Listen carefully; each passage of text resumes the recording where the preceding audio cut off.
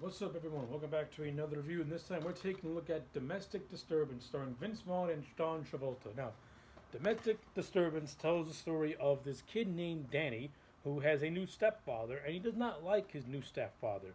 And this is heightened when he sees his stepfather kill a man, and that's pretty much the overall plot of this movie. There's nothing really to Domestic Disturbance. Now, how does Domestic Disturbance hold up after 20 years? This movie came out in the year 2001.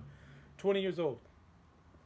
I still think it's okay. Like, I remember watching this movie a lot of times when I was a kid, and I still enjoy it. I mean, when you watch this movie, looking back at it now, there's really nothing all that spectacular or special about it. From an acting standpoint, the cast is really solid, and they all do a decent job. John Travolta plays Frank Morrison, and I thought John Travolta was fine in the role. Vince Vaughn as the character of Rick, who was the villain. I thought Vince Vaughn was fine. I mean, this was during a time where they were trying to make Vince Vaughn into a villainous type in villainous roles, and to me, Vaughn does not fit villainous roles. I don't know what it is about Vince Vaughn. I can't buy him as a villain. I can buy him doing dramatic works, and I've seen him do a lot of dramatic works where he's really, really good. I just don't buy Vince Vaughn as a villain. I mean, he tries his best to come across as like intimidating, especially in the scenes where he's tormenting the kid Danny. But I just don't. I just can't buy Vince Vaughn as a villain. I've seen him in too many comedies that him as a villain just doesn't really sell me. Like I said, not a bad performance. I just don't think he fits the role. Terry Polo's in this movie. She plays the ex-wife of Frank. I thought she was fine too. She doesn't really add much to the plot when you really look at it. Like, you could take her out of the movie and it wouldn't really mean much. The only significance she has is that she's pregnant with Rick's baby. And this movie does have a good supporting cast that includes the Steve Buscemi as Ray Coleman, and the Ray Coleman character is actually really important to this movie since it's Ray who has a connection with Rick Barnes. And as the movie progresses, we find out that Rick is just a stage name, is just an alias, and that his real name is Jack, and that he was indicted in Chicago for racketeering and attempted murder, and Ray Coleman was one of the guys that he was with. And of course, Ray Coleman. Ray Coleman's whole thing is that Rick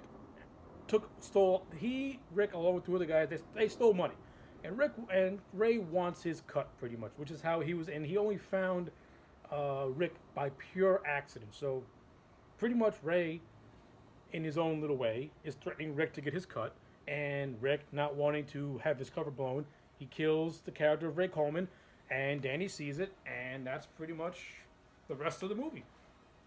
Now, this movie presents itself as a psychological thriller, and to be honest with you, this movie doesn't really have any psychologicalness to it. Like, this is not a thinking man's thriller movie.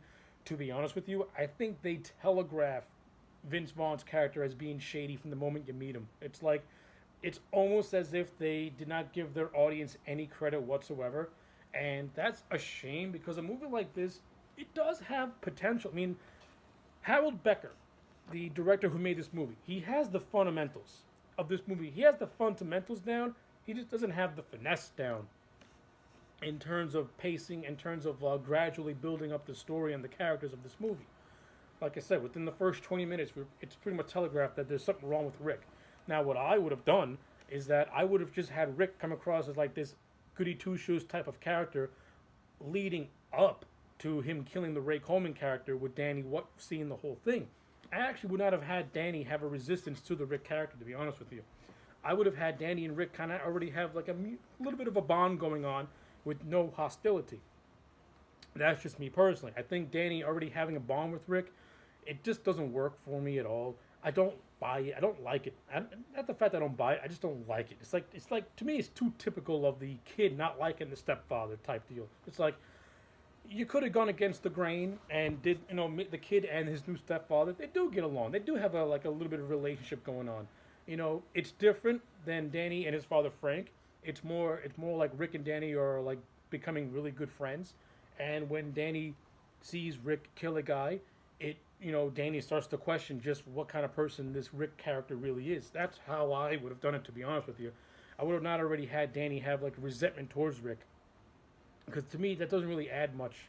It doesn't really add much from a story element. That's just me personally.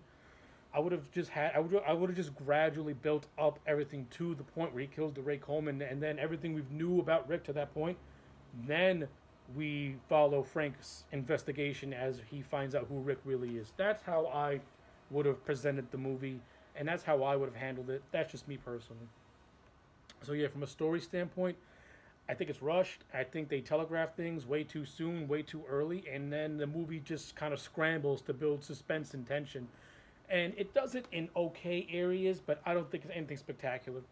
From a production standpoint, the movie is well shot. I think Hal Becker is a journeyman's director. He doesn't bring any visual finesse or visual flash to this movie. He does a standard job. It's a well shot, well made movie. From a cinematography standpoint, it looks fine. It's nothing dynamic or over the top. It's just standard. So yeah, those are pretty much my overall thoughts on Domestic Disturbance. Do I think this is a movie that's a long lost classic? Absolutely not. I don't think it's a classic whatsoever. Do I think it's a time waster of a movie that you can put it on just to kill time until? Yeah, of course. It's a good popcorn thriller. It's nothing spectacular, but it is entertaining and it's never boring. And you do kind of get into the story a little bit, especially when Frank Morrison is doing his little investigation. That's where the movie kind of sort of gets a little bit interesting. But other than that, I think it's just a standard thriller, run of the mill. It's nothing spectacular, but it's nothing great, which is why I'm going to be generous. I'm going to give it a 6.5 out of 10 because I do think it's quality. It's just very standard popcorn quality. So yeah, those are my thoughts on Domestic Disturbance. Let me know yours in the comment sections down below. Like the video and subscribe, and I will check you back next time for more.